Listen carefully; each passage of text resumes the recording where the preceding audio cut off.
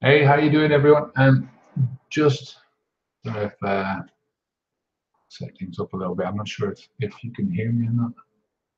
Hey, yeah, you can hear me. It's coming through.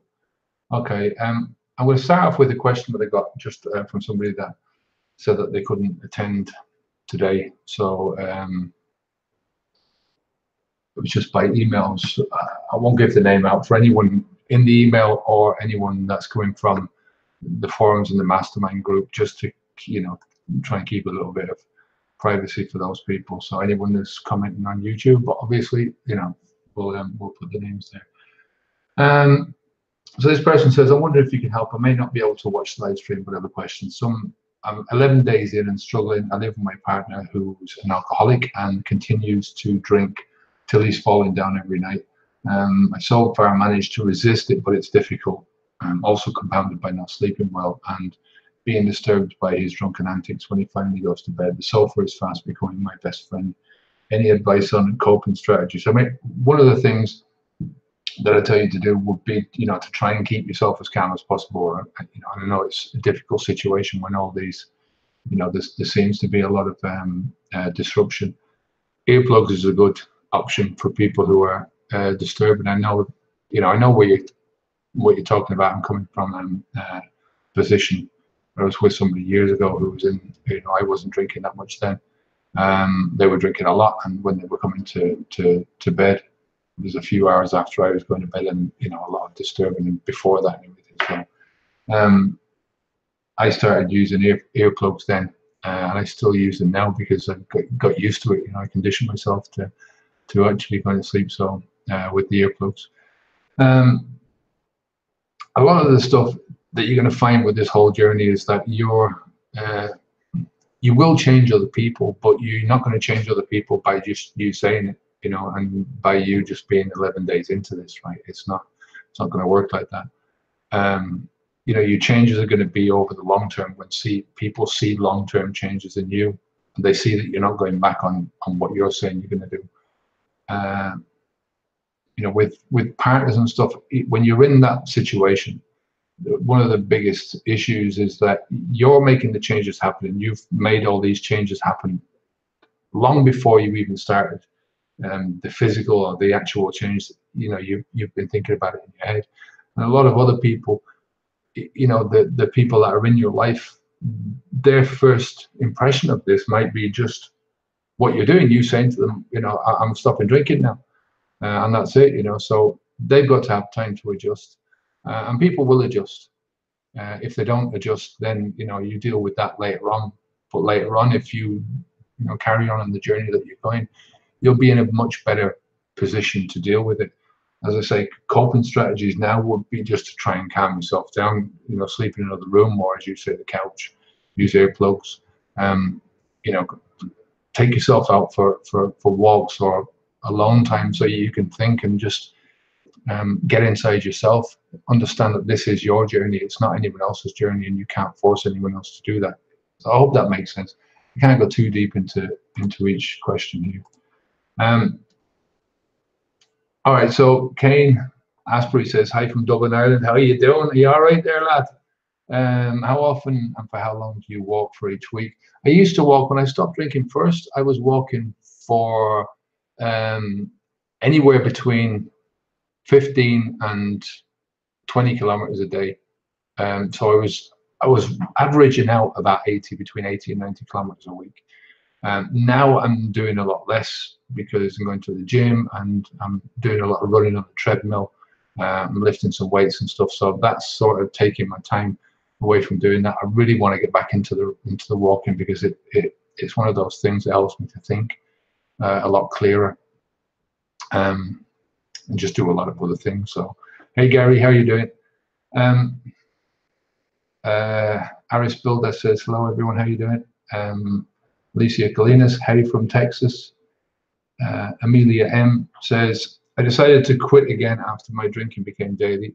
I had a really bad hangover last week and decided to quit for good, but I always seem to go back. I want to do it for good this time. Yeah, this is a journey, the hardest part of this whole situation, right, is getting you from going from pre-contemplation to contemplation. And that means from not understanding that you've got a problem to understanding that you've got a problem. And you can't ever go back to that again. You know, you can convince yourself a lot of different things, but you know, you can't.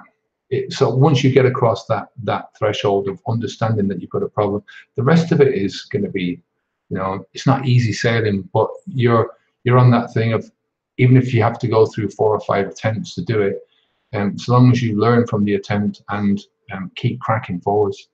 Alicia Collinas says, does the craving ever go away? Yeah, it's like anything else, you know, you're going to be, this is the habit. Once you get rid of the habit and you stop thinking about the habit, the craving will go away. I mean, cravings are mostly up here in your head. They're nothing to do with your body. You know, you can create a lot of physical discomfort for yourself through the cravings, or through the thoughts that you're having can cause physical stuff. But if you stop and think about it, you know, what is it? You know, it's butterflies in your stomach. You're not going to get any pain or anything from it, you know, unless you're so far advanced that it's a medical condition then. Michelle, how you doing, Michelle? Good to hear from you. Hi, Kevin. I find what keeps pulling me back is complacency.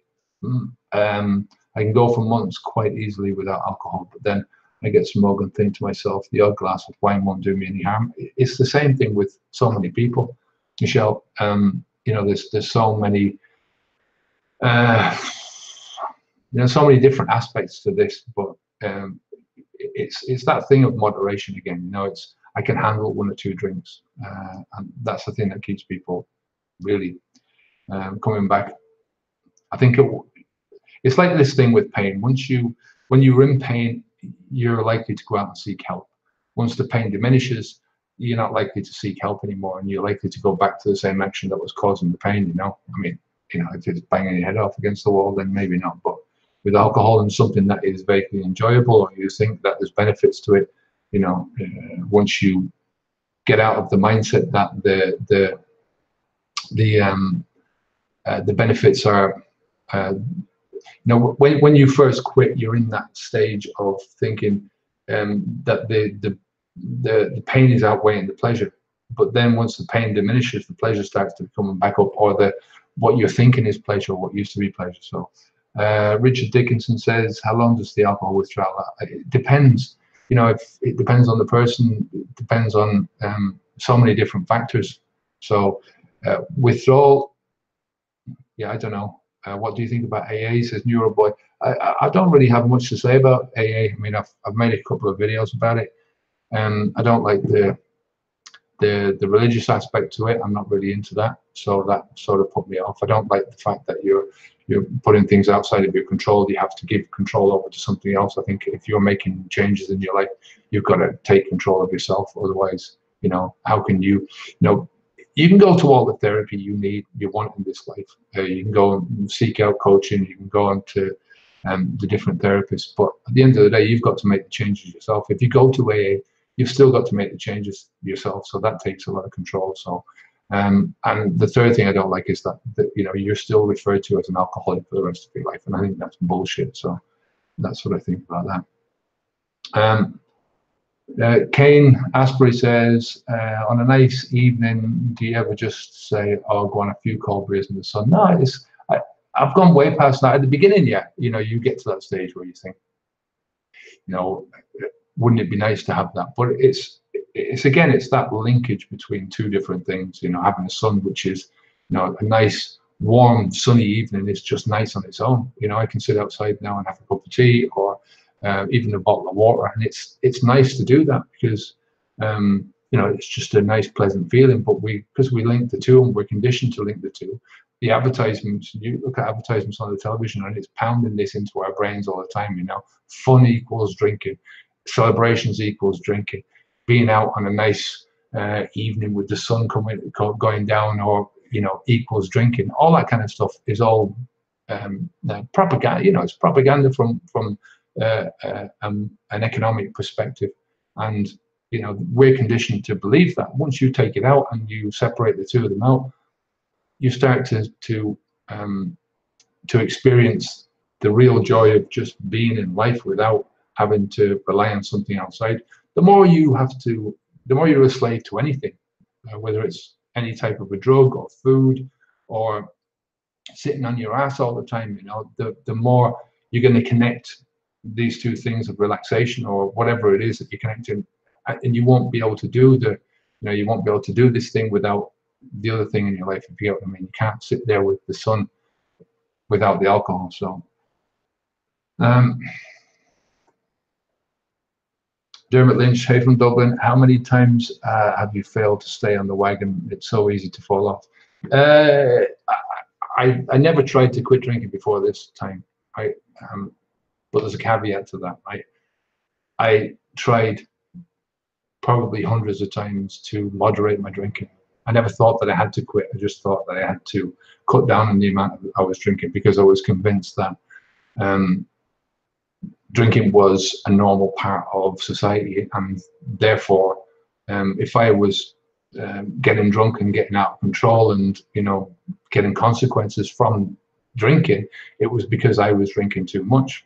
There was a study out recently which said that there is no safe level of alcohol, and this was a massive study that was done that looked at so many different. I can't remember the name of the study, but I'll do a video on it.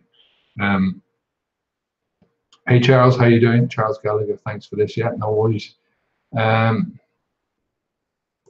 Bildas. Sorry if I'm butchering anyone's names, by the way. What are your favorite activities to do at home, especially in the evening, at the weekend? That's where the triggers start for me. When I first started doing this, I had to get out of the house nearly every single day, especially in the evenings. If you think about it, most people don't drink during the day. They drink in the evening. Most cravings will come in the evening. Generally around the time that you're drinking. And there's a few reasons for that. I mean, A, it's because this is when you normally do it. B, it's because your energy levels are a lot depleted in the evening, and therefore the willpower, self-control levels are going to be not as great as they would be in the first thing in the morning.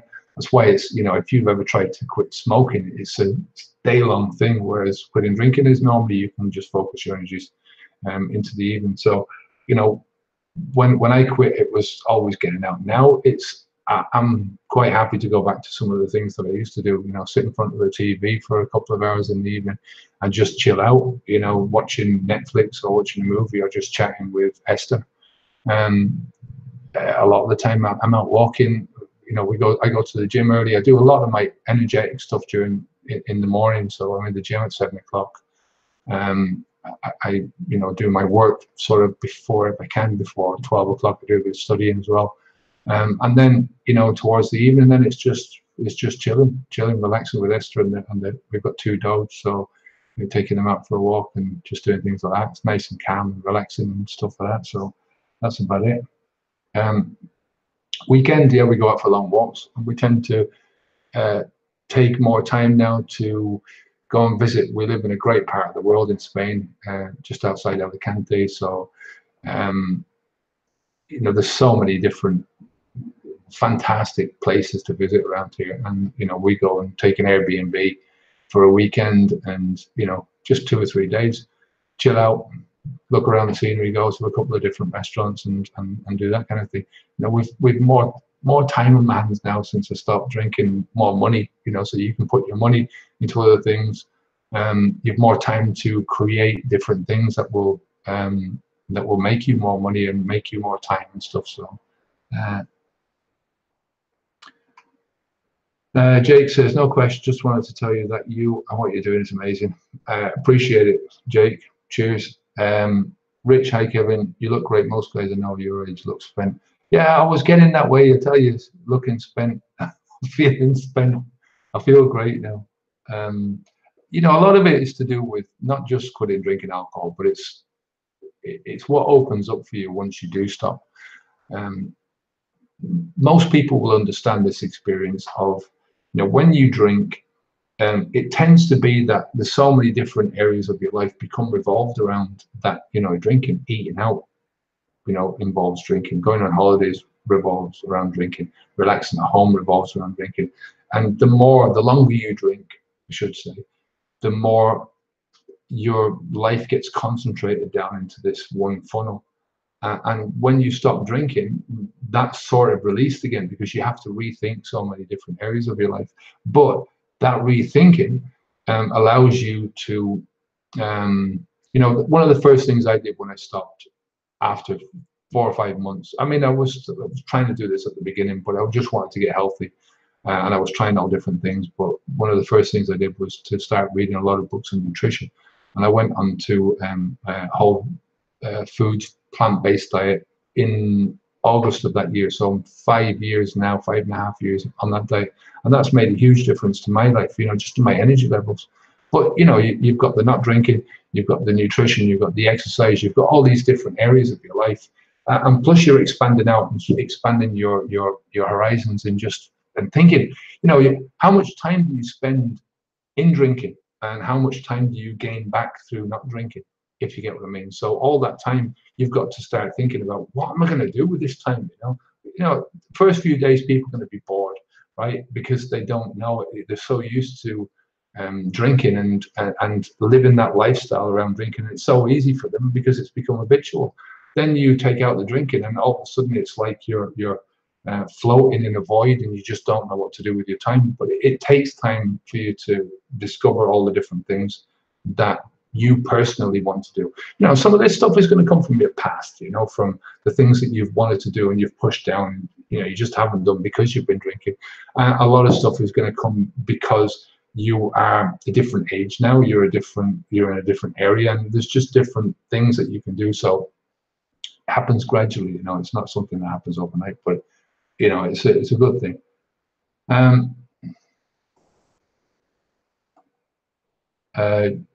Where am I now? Oh yeah, Paul G says, hey Kev, just want to say thank you for all the work you put into your videos. You've been a great help to me. I've done a month now, never done more than a week before in the last 25 years. Fair play to you, Paul. Amelia M says, the problem with alcohol is it's tied into everyday life and activities from a young age. Thanks for answering the question. I'm not going back to it. Yeah, it is. It means, if you think about it, I wrote about this in one of my books at the beginning, was from the time that you were born. If you think, there's an expression, I don't know if everyone knows this, of wetting the baby's head. This is an Irish thing. I don't know if it's an English thing as well. Maybe it's in the States. And it's basically where you go out and you have a drink when the baby is born. But as soon as the baby is born, they become aware of their surroundings after how many months or whatever. And it's a gradual process. When you see people drinking, you grow up with alcohol around you, even if it's not in your own house. You see it outside. The teachers are alcohol users. The police are alcohol users. The doctors are alcohol users. These are all people that are, we use as role models to a certain extent. And this is all, when you see it so much in your life, you grow up to view it as being normal. And it's only when you are so many years into actually doing it, then you start to suffer the consequences, and you start to see the real truth underneath what's going on, from a very personal perspective. And it's only then that you start to question things. Once you start to question things and you watch videos like I'm doing, or there's loads of other people doing, talking about this now, and you start looking for information, that's when you start to really open your eyes. I mean, you can look for a lot of information while you're still drinking, and you'll see, you'll look for information, or you'll see information, but you'll only take notice of the stuff that confirms what you believe yourself, that alcohol is beneficial, that what you're doing is good for you, right? Or if it's not good for you, that it's not bad for you. Anything that says, alcohol is bad for you in any shape or form, you're going to turn a blind eye to that, and you're going to ignore it, So, this is how confirmatory bias, I think it's called. Linda Robinson says, hey Kevin, just made in now a wee but late, another Dublin here. Love your YouTube and Facebook videos, really helping me. I'm glad. Where am I going now? This has gone a bit berserk.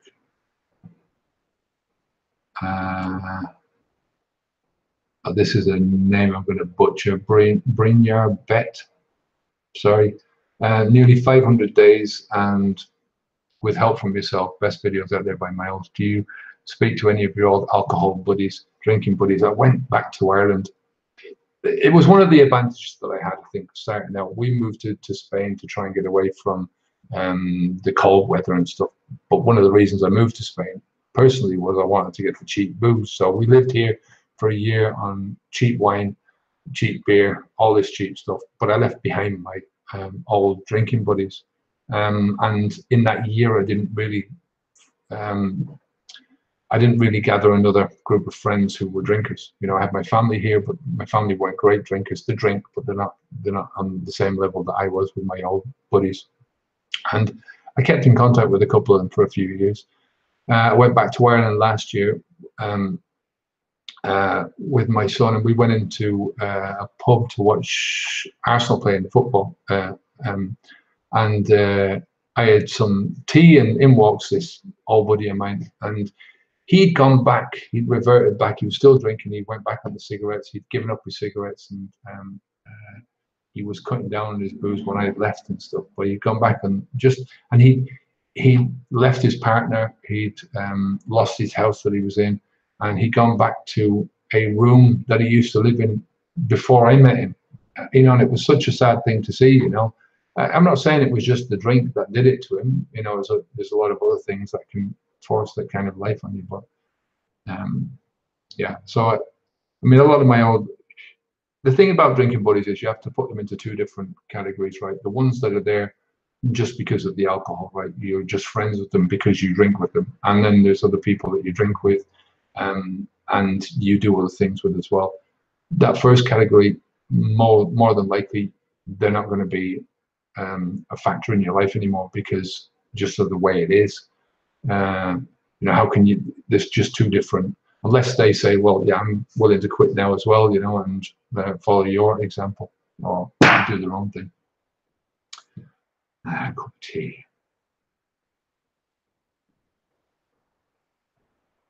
And Linda Robinson says, also agree about the AA, was in and out for years and I found it very negative. People who had not had a drink for over 10, 15, 20 years or more calling it. Yeah, it's one of the first experiences I had with somebody who was calling themselves an alcoholic after I stopped. And she was saying that she can't remember the exact thing now, but it was 15 or 16, 17 years since she'd taken a drop of alcohol and she was still going to AA meetings. And I just found that so sad, you know, whereas I'm still talking about alcohol, but I'm doing it from I don't think about alcohol, you know, in my own personal life. You know, when I go out to a pub, I can go into a pub and walk anywhere, and I walk down the supermarket aisle with bottles of booze everywhere, and it's just blinded to me now. I don't see it anymore, you know, it's that kind of thing.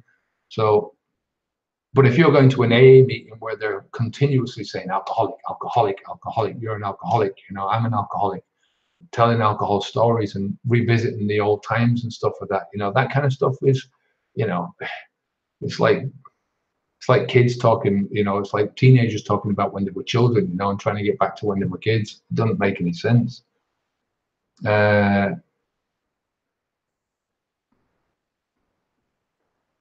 Eric says T-4, I'm feeling great. Hey Eric, how are you doing? T-4 is one of the videos that we've got in the mastermind program. That's part of the -4 is the preparation time. So it's the day minus the 4. So it's difficult to explain it. You have to go through the program to understand it. But sorry, Neuroboy 11. I was thinking the same thing. Thanks. Jake says, now I do have one actually.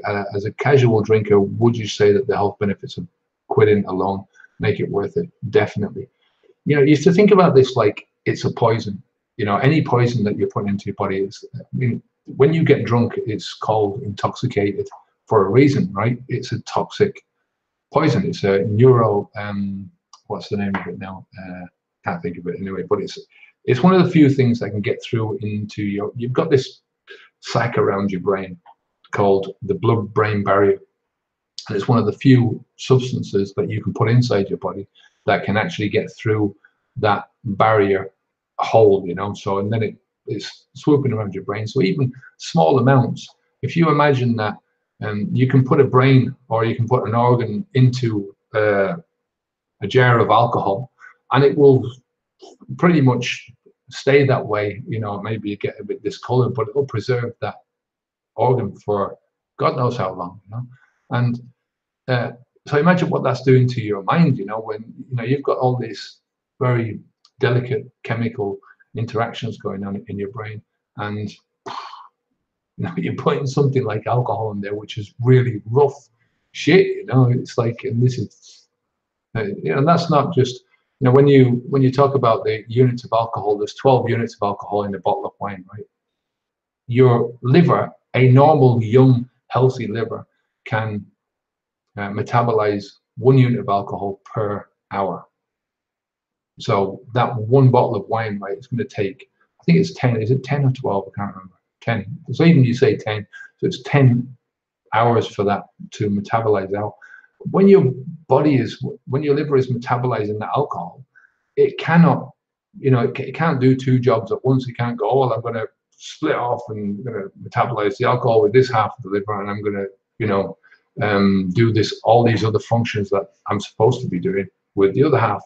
It has to concentrate its energies on just doing one thing at a time. And you know, when you put a poison into your body, the first thing that is going to happen is the alarm bells are going to ring, and your body is going to try and expel that out of you as soon as possible. You know, we do it because we think it's fun, because we like the idea of, you know, being a bit wavy, you know, and speaking a bit funny and feeling a bit warm and fuzzy and all that kind of stuff. That's what we're doing it up here.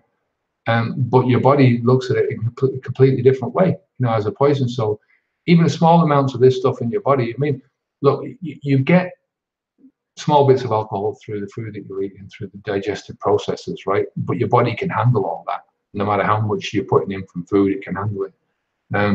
But what you don't want to do is put alcohol inside your body and put your body under this stress, you know, day after day after day after day. You know, we're not encouraged as a society to moderate. You know, the alcohol companies will tell you you should moderate, but they also know that, you know, everything is built around not moderating. You know, when you get into a round in a pub, it's built around, you know, I'll buy a drink now, you buy a drink, and it's like you're drinking to the fastest level of you're drinking to the level of the fastest drinker there, you know. The pubs are all designed to keep you in there and to keep you drinking. You know, the advertisements are designed to keep you drinking. The alcohol itself is one of those things where you drink one and it lowers your inhibitions. It allows you to, you know, that thought of drinking the second one, you think, ah, yeah, why not, you know? And the more you drink, the lower your inhibitions go. So I think the health benefits, I mean, I can only personally speak from where I was when I stopped drinking, and that was I was drinking a lot of alcohol, and you know the consequences were extreme. I was listening to the program with Billy Conley the other day, and he was talking about when he stopped drinking. But there was other people from his life that were also talking, and they were saying, you know, if he hadn't quit then, I think it was 20 or 30 years ago, that he wouldn't have lasted he wouldn't be where he is now. You know, he would be like a shell. So, Linda Robinson says, themselves alcoholics and telling the horror stories at every meeting, not a good environment to be in. Like you, Kevin, I refuse to label myself and reply on a sort of higher power to get off the drink. Yeah. Sean Hyatt, yo, back to you, man. Michelle Cleary, hey Kevin, one more question, if you don't mind. Do you think it was easier to quit when you moved to Spain? The drinking culture really doesn't help here in Ireland. You look great, by the way, thanks. Yeah, the thing is, the Spanish drink in a different way. So the Spanish will, you know, not all of them, right? This is a very general thing, but you'll find the alcohol is a lot wider spread out here in Spain in terms of where you can buy it. You can buy it in the local cafe. We've got a cafe across the road from us here, and you can go in there and buy brandy and wine and beers and all that kind of stuff. You know, if you find a guy in one of these mobile food trucks selling pancakes down at the beach, and he's allowed to sell alcohol. So the alcohol is able to be is sold in a much more a wider environment, right? And from the perspective of what they do, they tend to, you don't see Spanish people glogging their drink down like they do in Ireland or England. But in general, in the per capita thing, they drink as much as we do in England or Ireland, right? It's just that they spread it out over a longer period of time. I found it, there's two different things. I mean, like I said earlier on, I left my drinking buddies behind, so I didn't have that as a pull to pull me down to the pub, but it didn't bother me. I quit drinking for almost a year, 5 or 6 years before I actually quit this time. So, going back 10, 11, 12 years ago. And I managed that 10 months within that environment. Now, I always intended to go back onto it. That's why I said that it was an attempt at 1 year of moderation, to prove that I could do it and to prove that I wasn't an alcoholic. So here, like I say, you see the alcohol a lot more than you do back then. It's open. I mean, back in Ireland, the pubs close at 11 o'clock. You can't. When I left Ireland, you couldn't go into the local supermarket and buy alcohol on Sunday morning, I think. I'm not sure if it was the whole Sunday, but the whole aisle would be blocked off. So there was a lot more restrictions that way. Whereas here, you can get alcohol any time of the day, if you're in a city. Around here, we're not really city. But if you went to Alicante or Torrevieja or, any of the cities around us here, you can get alcohol anytime. So from that perspective, so it's all, swings and roundabouts. It's there, it's never present thing in the culture. So Gary Andrews, day 18 for me. Did you find yourself eating more after quitting? I'm snacking a lot. Yeah, it's one of the things that I always say at the beginning is to try and, if you can, if you're snacking on stuff, try and give your body the best type of food that you can give it, because there's this thing called I'm calling it this because I don't know if there's a name for it, and it's called cyclical recovery, where when you're drinking, you drink and then you stop drinking and your body starts going into this recovery, but it knows that it's used to the alcohol coming in. So whether it thinks it's part of your natural environment or whatever, but it's this recovery, and then you drink again and then you recover, you drink it and recover. So it takes your body a while to get to the fact that there's no longer going to be alcohol coming in, or the source of the alcohol is stopped. So it's on a recovery. I don't know if it's on more of a it's got more time to recover now, right? And the longer you stay off it, and if you're staying off it permanently, your body's going to do a lot of recuperation and fixing the damage that has been caused.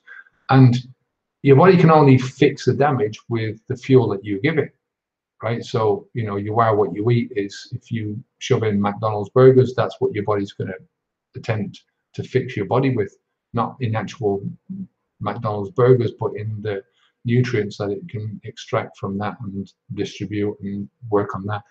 So the better food that you can put in, the better quality nutrients you've got and the better quality building materials that your body has got for it. So if you're snacking, don't worry about the snacking. Eat bananas or something like that. That was my go-to thing. Like I say, I didn't get really into the nutrition levels until 5, 6, 7 months after I'd stopped. I mean, one of the big things was that my dad went into hospital with about, I think it was in the beginning of June on that year that I quit, with a massive heart attack, and he survived and came out and lasted another 3 years. But at that time, then when I was talking to one of the doctors, he said to me, he said, look, his organs are failing because of the lifestyle that he's lived. And I remember reading something at that time that said that around 80%, 80 to 85% of people that are in hospital nowadays are in there because of the lifestyle choices that they're making. Either they're not exercising, not doing anything that way, or because of what they're putting into their mouths in terms of food, drugs, smoking, drink, all that kind of stuff. So it's always a good idea to try and change your mindset about that earlier on if you can. I mean, there's a lot of stuff you can do down the road. I always say don't try too many things at once, but if you can introduce new ways of thinking and new ways of doing things slowly but surely, and start with nutrition is a great beginner's point, because it's going to give you so many benefits. Quitting drinking alcohol is not going to solve all your problems. It will solve one problem. It will stop the rot. It will stop the damage and the poison, right? And that's a great thing. But you've also got to start thinking about what changes you can make in your life, and a lot of it does come down to that: exercise and nutrition and looking after yourself mentally as well. Trying to build your brain. You go to the gym to exercise your body. You need to do stuff to exercise your brain as well. So anyway, Richard Dickinson, what kind of diet do you eat? Whole foods, plant-based. So it's all. Don't eat any meat, don't eat any dairy, no animal products at all. Just as close to what comes out of the ground or off the tree as possible. So I eat rice, all that kind, anything that's not dairy. And if it's a processed thing, if it's got more than 3 or 4 ingredients in it, I tend to shy away from it as well. I do a lot of cooking at home. Like I say, you have more time to do stuff, and that's another thing. When you change your diet, and it's an extreme form of diet where you're shoving a lot of stuff out, especially when it's 2 or 3 different food groups and you're left with this 1 or 2 food groups. But you do discover that there's a lot to eat out there, a lot of good food to eat. It just takes time to get away from that meat and 2 veg mentality. Eric says, one thing I realized is that moderation does not work for many of us. I tried to stop countless times, but always came back stronger and drank like crazy. If it's your case, then you just stop altogether. That's it. Jason Williams says, 100% has been the trick to me. I spent 20 years trying to cut down, and having breaks, just drank more. I've drunk for 30 years, but saying no more ever has been the key. You've helped me so much. I'm glad, Jason. I mean, that is the key. Nobody ever forces anyone to drink alcohol, and that power is in your hands and in your hands alone. That's why if you go to a place like the AA and they say to you, you have to give up that power, you still have to stop the drinking, and only you can do that. And only, all it is that, it's you picking up a glass of whatever it is, and you're doing this. Your alcohol problem has been caused over years of doing this, sipping, taking one mouthful after another. And that's how you stop, is just don't do that anymore. And that's the simple fact of quitting drinking alcohol, is don't put it in. Once you've done that, you've stopped drinking. So that's only the one decision. Then you say, I'm never going to do that again. Then you deal with that decision then by,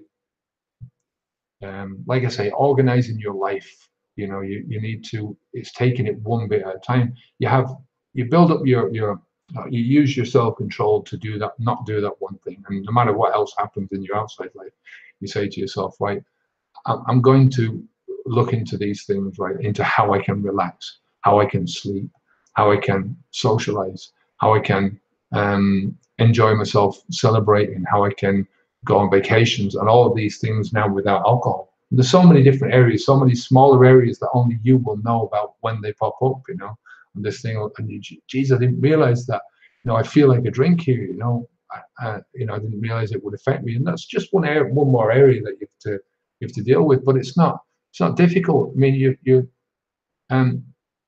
you've taken the one thing out of your life which is causing a lot of the problems, and causing a lot of the mental confusion that you've got. It's one thing that you will have when you stop drinking, is you'll get mental clarity. You might, as I say, you've got a lot of areas of your life where you're confused or you don't know what to do, but you can handle that. You can deal with those things one thing at a time. And that's how you approach the rest of your life, is, You approach it one thing at a time, you deal with one problem at a time, and you slowly move forward from there. So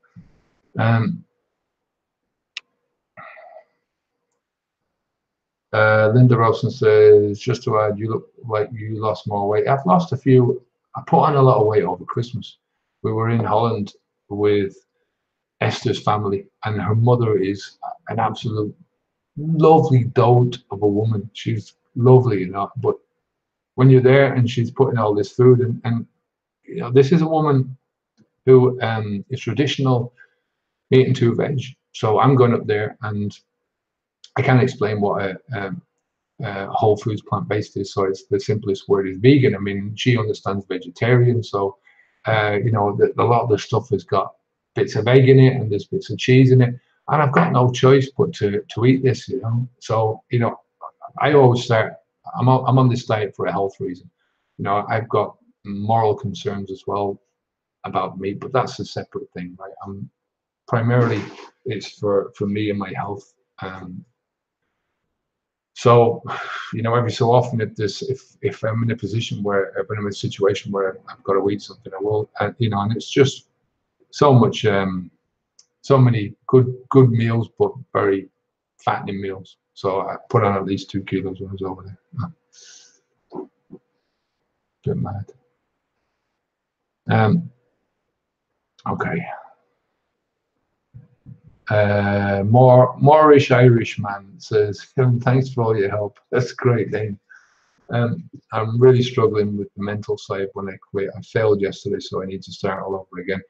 It's the same thing. If you need to start over again, and just keep plowing at it. You know, like I say, try to see what went wrong, understand what the triggers were. You know, what came up and pushed you in that direction of having a drink, and then see if you can avoid that the next time. You know, hindsight is 20/20, as they say, but hindsight is also a good teacher. You know, you can look at your past, your own past, and you can learn things that nobody else can teach you because it's all personal to you.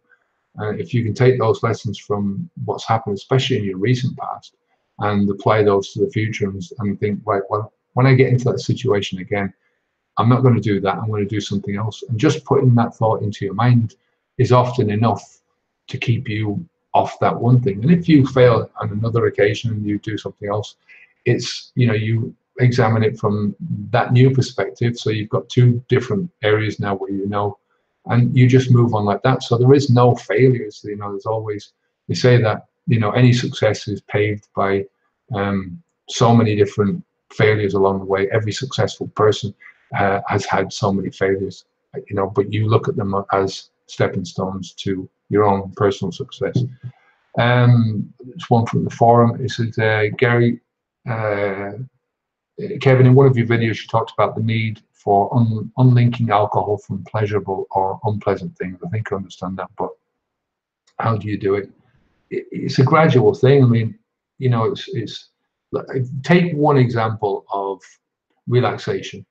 So in my situation, I used to come home from work and I'd go to the off license, or I'd have beer at home or wine or whatever. And I'd come in from work and I'd sit down in front of the TV and I'd open up my first can, I'd open up the bottle of wine.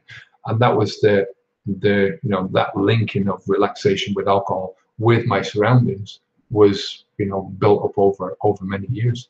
You know, the surroundings might change when you move house, but you know, you sort things out in your new surroundings so that it mimics your old surroundings, if you get what I mean. And it's sort of a continuation that you've built for yourself. You know, when you go to a new pub, you tend to find a pub that is like the ones that you've been in before, you know, everyone's got their own idea of the ideal pub and the ideal setting and the ideal, you know, what do they like, loud music or soft music? Do they like peace and quiet? What type of customers do they like to be associated with? That kind of thing. So with the alcohol, with that situation, that scenario, for the first while, I'd always say to people, you know, try and not go into that environment. So, you know, like when I stopped at the beginning, I was going out for so many walks, you know, especially I'd go out for walks in the morning and then I'd take another walk in the evening just to get me out of that frame of mind. you only have to concentrate your efforts really around the time that you would start drinking, you know, for the next hour or two. Because if you can change your mindset, then you know, if you sit in the same position, like, let's put it like this: if you sit where you would normally drink, all those thoughts are going to start flooding in, and you're going to feel the cravings. You're going to feel like you want to drink because you're sitting there in that same situation where you would normally drink, but the drink is missing. So you're feeling this discomfort because of the drink. But if you take yourself out of that situation, put yourself into a completely different situation, walking around the streets or doing whatever, you know, it changes your mind in a different way. Especially if you can, you know, listen to something, an audiobook or music, or you know, while you're exercising, you're out changing your environment and you're changing your mindset. It sort of, it puts you into a different perspective, and you do this day after day after day for a few weeks. Then you can come back to the original situation that you were in, and it's not as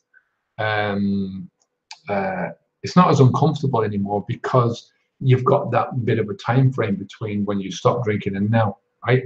Then you can start to deal with that situation and get comfortable again. And you might feel a bit uncomfortable, but you can sit in that situation again and start to say to yourself, right, I might be feeling a bit uncomfortable because I haven't got a drink now, but I know that's going to pass. And it's an iteration thing. So the more you do it without alcohol, the more you're going to unlink the alcohol with that specific situation. There is no cure-all here. You've got to deal with every situation in a different way. You know, for me, it took a while with pubs, but because we've got a TV in the house now, we can watch nearly all the matches again, because we've got a few more quid because I'm not spending it on the alcohol, right? But back then, when I stopped, the only way we could watch a football match was to go down to the local pub. But it wasn't too hard, you know. I got the piss taken out of me a little bit, you know, just feeling different because I didn't have a pint of beer in front of me, but I had a pint of orange juice, you know, and I stayed there for the match, and that was it, you know. But now it's weird, you know. For me now, a pub is to go and watch a match, and that's it, you know, or to have some meal, dinner if we're, you know. So it's unlinking, and you've got to do it in each individual situation. I hope that makes sense. Let's see now. I don't think I'm going to get to all of these ones. Sorry. Oh, Jesus. Cal Wilson says, big thanks, Kevin, for the videos. It's been a huge help for me. 4 months. Congratulations, man. Feeling really good. I'm starting to see some of my friends take action for themselves too. Dramatic life change for me. Yeah, it's one of those things when you do make the changes, especially when you're making improvements in your life, and other people start to see the improvements. You know, it's good to see it, you know, especially people that you care about starting to make even small adjustments to their own lives, to their own drinking patterns and stuff. You know, one of the biggest things I've seen, my dad quit drinking, which was, I mean, I was delighted about. I think that added another 3 years to his life. And my son has really cut back on his drinking. He still drinks, he's still there, but you know, I mean, I'd love to see him not drink, but that's just the fact. You can't, no matter who it is, you can't force other people to stop. Elaine Reynolds says, I find since I've been alcohol-free, my emotions are more evident. Did you find this? Yeah. Do you know what? This is something, you know, maybe it's because I'm a bloke, right? But it's something that didn't occur to me until, where was I now? We were down in, I went on a walking trip, and this is only going back maybe 3 years, so 3 years into this, and I was just thinking about how much calmer I was, in, you know, just in general. I'm not saying I was a crazy person before, but you know, because I'm a lot more uptight about things, you know, and how much calmer I was. But it's, when you think about it, we drink for two different reasons. You drink to either raise up your emotions on one level, so happiness and all the emotions that you know, we come to associate with drinking alcohol or taking drugs or whatever, you know, that kind of a drug where you're out with people, and you know, even if it's not, alcohol is a depressant, so it actually brings you down, you know, it doesn't lift you up. But it's the situations that we put ourselves into when we're drinking, you know. And, you know, like I say, the relaxing situation when you're at home, so you're feeling relaxed and you're not really noticing the depressive effect of alcohol. When you're in a situation where you're out with a bunch of mates and you're out in a pub, that situation alone is bringing you up. But because of the association, you start to associate alcohol with positive emotions. And on the other hand, you use alcohol, people use alcohol to push down negative emotions. So you've got a tool that is being used to push down negative emotions and raise up positive emotions. So you're linking these two things. And these emotions not only become unstable, but they become linked with the alcohol. Yeah, but it's when you stop, then you know you get all these fucking crazy emotions coming up at you from that you've been pushing down, and maybe that takes a bit of time, but they will come up, and then you get these other emotions that you're not able to lift up as much because you've been linking them with alcohol. You've linked them with alcohol for so long, so it's these emotions will start to stabilize. You know, some people it happens really quickly with, you know, and it all depends on the emotion as well. You know, so but it's something I never really thought about until I was a couple of years into it. You know, and I really started thinking about that. You know, I think, like I say, I think it's a bloke thing. Why do people drink? Because yeah, it's why do people do anything? Not being facetious or anything, boys. But yeah, it's a lot of the reason why people drink is because it's there. I mean, when I was growing up in Dublin in the 80s, there was a huge heroin crisis at the time, and the newspapers were just plastered with all these horror stories about heroin. So there was just no chance that I was ever going to touch that stuff. But at the same time, you've got all these advertisements on the television telling you that Guinness is good for you. Guinness is your only man was a guy, I can't remember his name now, from the Dubliners. But there's so many of these different. So you've got this double-edged sword, or it's not even a double-edged sword because you know, you've got this dual standard. It's, you know, they're saying that these drugs are bad for you, but this drug is not bad for you. They don't even call alcohol a drug. So you know, that's why people drink, is because, you know, other people do the same thing. What do you think of the new carnivore diet? I don't know. I think it's one of those things with I think like the Atkins diet. I think it's going to cause a lot more problems down the road. I don't know. I mean, I think you have to sort of choose a personal thing that you're going to do with yourself and stick to that. You know, and if it's helping you, if it's positive for you, then, you know, if you keep switching backwards and forwards between different things, you're going to get nowhere. Eric says, Amelia M is so right. Alcohol is so prevalent in our world that it has become the only drug we have to apologize not to drink for. It's too true, you know. David Melville says, I'm on day 44 without alcohol. Fair play, David. Feeling a lot better in myself and lost weight. Although I keep myself occupied, it's hard not to think about not drinking, but I'm persevering and I'm more positive. Yeah, if you think about it, you know, 44 days is a long time in, you know, in a stretch of time for people to stop doing something. But in terms of changing your life, it can take a lot more than that, you know, especially to not think about alcohol. I mean, I was 6 months into this and I was still not thinking about alcohol from, you know, from day one. I was determined that I wasn't going to do it. That was it. But there's always going to be times when it pops up in one situation or another, and the thought pops up. But they're only thoughts. You can deal with those. You're doing great, man. 44 days is a good time.